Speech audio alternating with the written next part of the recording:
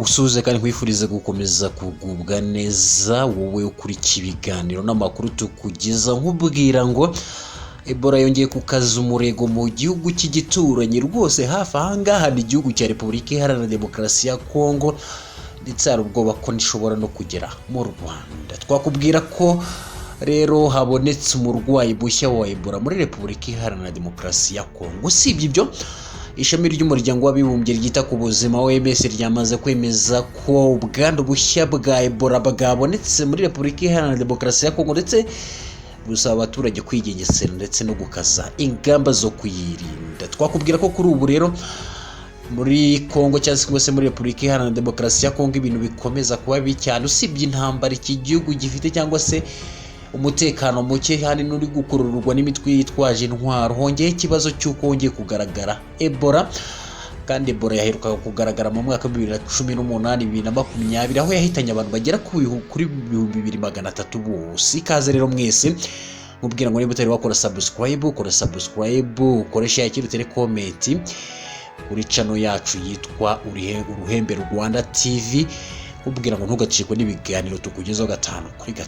Ikaze rero twakubwira ko rero mu mujyi wa Beni mu burasirazuba bwa Repubulika Iharanira Demokarasi ya Kongo byemejwe ko habonetse umurwayi mushya wa Ebola nyuma y'igihe iki cyorezo bitangajwe ko cyarangiye.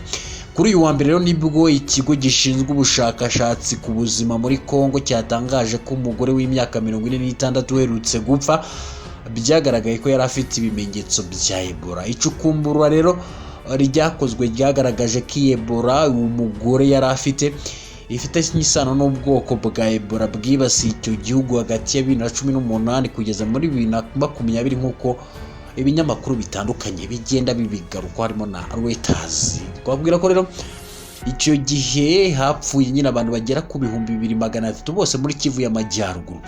Kongo rero ni kimwe mu bihugu bikunze kugaragaramo Ebola kuva yaboneka bwa mbere mu 1976.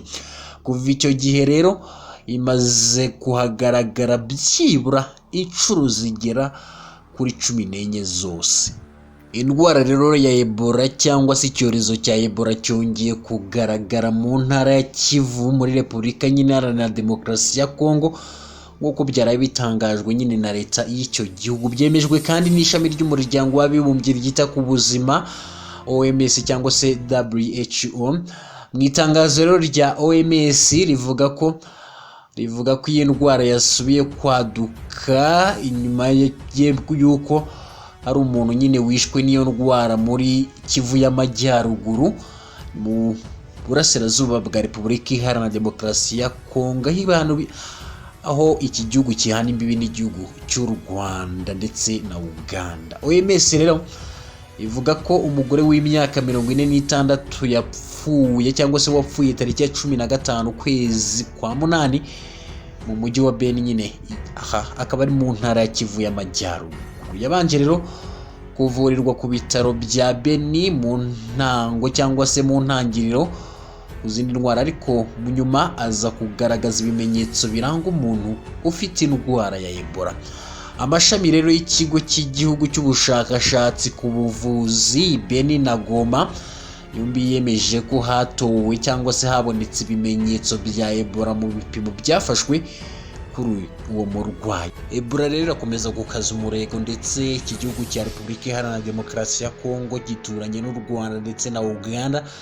Bishoboka ko nyine yagera no mu Rwanda ku buryo bwihuse cyangwa se mu bihugu by'ibituranyi.